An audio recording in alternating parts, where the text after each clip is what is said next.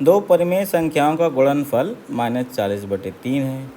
यदि उन संख्याओं में से एक -5/2 है तो दूसरी संख्या का व्युत्क्रम निम्नलिखित के बीच स्थित है। तो दो संख्याएं मान लीजिए हैं x और y। एक है -5/2, दूसरी मान लेते हैं x है। तो इनका गुणनफल हमें कितना दे रखा है -40/3। पहली संख्या हमने मान ली ये, और इनका गुणनफल हमें दे रखा है -40/3। तो काट दें अगर, तो हमारे पास देखो x बराबर क्या हो जाएगा, 40/3 है, और उधर ले जाकर 2/5 गुणा त्रिया गुणा कर देंगे तो 5/40 हो जाएगा। कितना हो जाएगा, 16/3।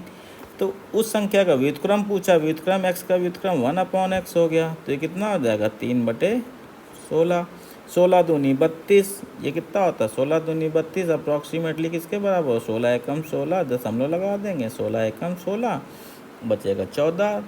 तो हमारे पास कितना आ जाएगा, 16 8 144 जाएगा नहीं, तो 16 70 का अप्रॉक्सीमेट हो जाएगा। तो ये वैल्यू ये आएगी, <2 रहेगा। अब ये हमें देख लेना है ऑप्शन में। तो अगर 9/50 की बात करें तो इसको काटने के लिए यहाँ 0 लगाएंगे तो दशमलव आ जाएगा। कितना आ जाएगा, 0.5 एकम 5 या 5/4 18 आ जाएगा। तो इससे क्या है, बड़ा है, ये 17 है।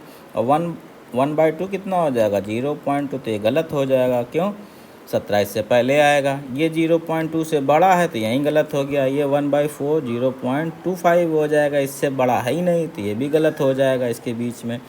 अब 3/20 को करेंगे तो ये कितना आ जाएगा, 3/20 को करेंगे तो 0 दशमलव लगाएंगे, 0 बढ़ जाएगा, तो हमारे पास 15 आ जाएगा कि नहीं आ जाएगा। इस तरीके से काट देंगे तो हमारे पास कितना हो जाएगा, 0.15 कर देंगे।